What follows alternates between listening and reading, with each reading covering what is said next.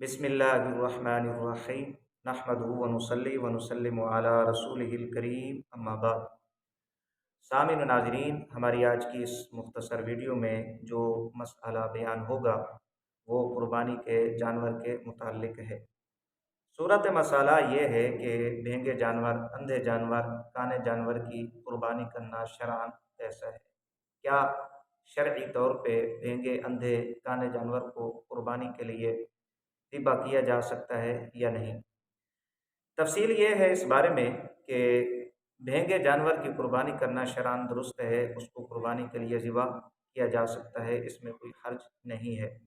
दूसरे नंबर पर अंधा जानवर कि जिसकी एक आँख ना हो या उस अंधे की दोनों आँखें तो हों लेकिन एक आँख से बिल्कुल नज़र ना आता हो, या वो अंधा कि जिसकी तिहाई से ज़्यादा नज़र ज़ायल हो चुकी हो, ख़त्म हो चुकी हो, तो ऐसे अंधे की कुर्बानी करना शरअन नाजायज़ है, दुरुस्त नहीं है। हम उसे कुर्बानी के लिए ज़िबा नहीं कर सकते।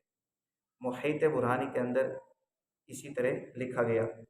इसी तरह काना जानवर कि जिसका कानापन ज़ाहिर हो, तो हज़रत अल्लामा शामी रहमतुल्लाह ताला अलैह फरमाते हैं ऐसे काने की कुर्बानी करना नाजायज़ है, कुर्बानी के लिए उसे ज़िबा नहीं कर सकते।